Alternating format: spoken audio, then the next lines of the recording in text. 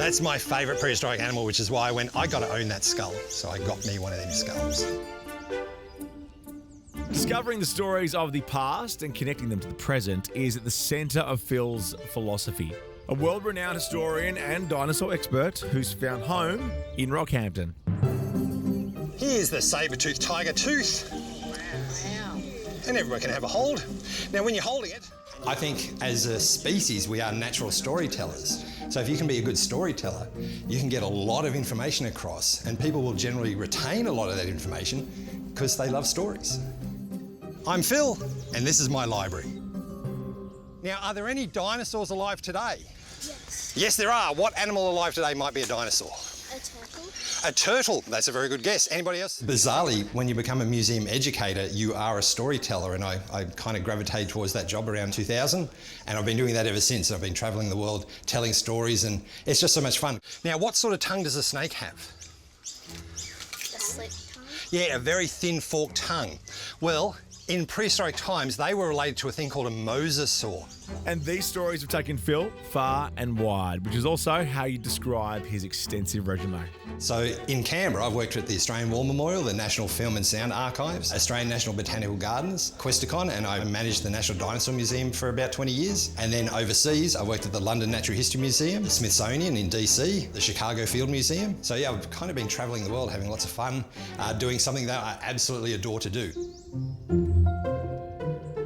With a career that spans continents, Phil followed his heart to Rocky, where he soon found that this historic town had its own stories to tell. I don't think people realise, and I didn't realise, and I'm a historian, and when I got here I just kept discovering the history of Rockhampton, and nobody seemed to be talking about it.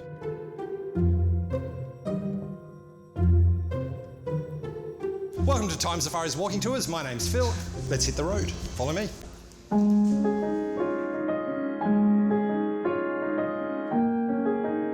1925. All of Rockhampton's newspapers are writing about East Street, the main street behind us, and the pub on the corner.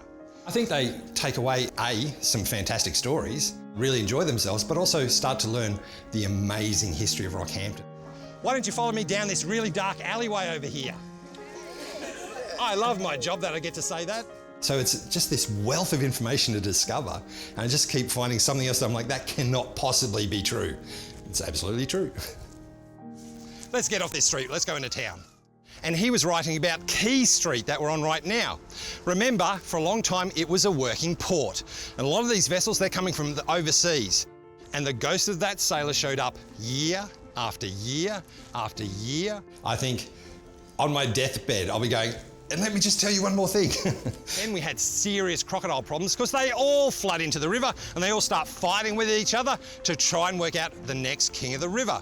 And I don't know if you've been watching the news over the last month, that's happening at the moment. So I can't imagine myself ever not telling stories. I think I'll be doing it with my last breath. And back then we would have had no electric lights. In fact, we had gas light up until 1935. I absolutely consider myself to be privileged. It is an absolute honour to be able to pass on this information to people. It's their own history and they're often hearing it for the first time. And Peterson became so famous for doing this, he's voted Rockhampton's next mayor. If you're heading to Rocky and you want to hear some of the untold histories, get in touch with Phil to find out more. Young Phil would be grinning like a Cheshire cat. In year 8, they sat us down and had us write down a list of all the things we wanted to do. And I still remember my list, and I've done every single thing on that list. I think my younger self would just be giving me a high five going, we did it. This side reminds me of old England, which is why we're going to do Jack the Ripper.